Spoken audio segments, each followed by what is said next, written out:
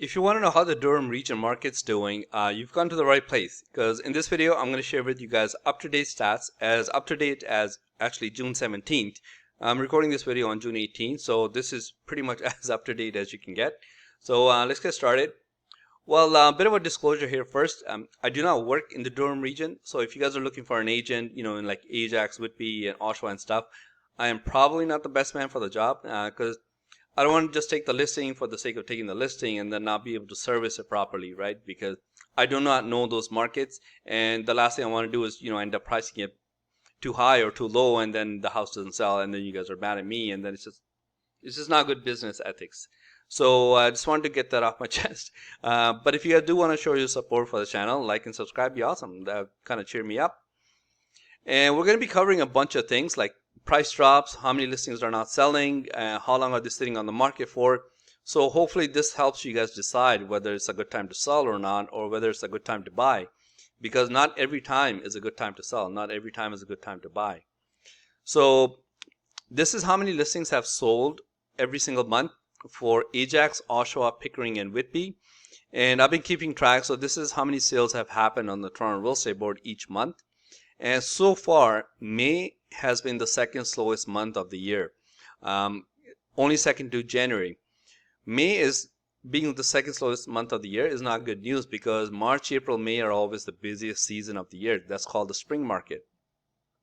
So why don't we compare June to May? This is only from June 1st to June 17th, and this is how many listings have sold so far. So what I was thinking was like, okay, assuming this is the middle of the month, so even if we were to multiply this by 2, every single one, it still looks like for most cities, June is going to be slower than May.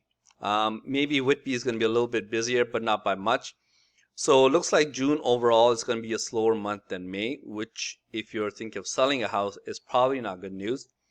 If you're thinking of buying, it's great news because less sales means less panic in the market, and then maybe more room for negotiations because now the sellers are like, oh, my house might not sell, so why don't we just consider this offer more seriously? And then maybe you have some room for negotiation in the price. And what I also did was I have no life, so I had some extra time. I crunched the numbers and I compared June of last year to June of this year. So why don't we take a look at, this is only the first 17 days each way. June of last year from 1st to 17th, this is how many listings sold. And June of this year from the 1st to 17th, this is how many listings sold. And if you do the numbers, every single market is down. Oshawa is down 44% in terms of sales activity. Ajax is down 42%. Pickering is 37% down. Whitby, out of all those, not affected the most. It's probably doing the best out of all the other ones. It's still down. Now, this is what's currently on the market and all the stats you guys need to know because technically this is going to be your competition if you're thinking of selling a house. So this is what's available on the market right now. This is everything freehold and condos. Out of these ones, this is how many of them have had to drop their price. So let's say, for example, Pickering. 237 listings available in Pickering. Out of that, 37 of them did not sell, so they've had to drop their price. And out of the 237, 119 of them have been on the market for longer than 2 weeks. You guys want to know this because you need to know, like, okay, if I'm going to be thinking of buying another house like out of town somewhere, is this house going to take like 1 week to sell or is it going to take 5 weeks to sell? Because that matters, right? Because then you need to know, like, should I even bother start to look or should I wait till the house is sold? And from June 1st to June 17th, this is how many listings have been canceled.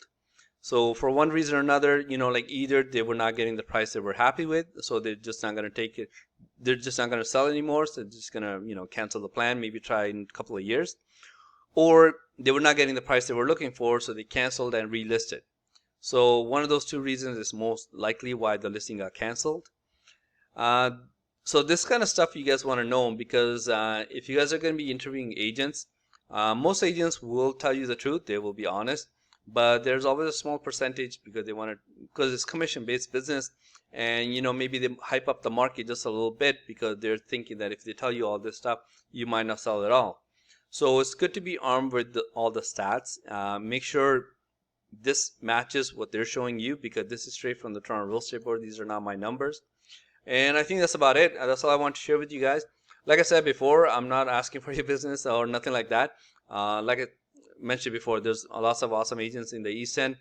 Realtorvic.ca, or if you guys want to, just help out the channel, like and subscribe, and that'd be great. Thanks. See ya.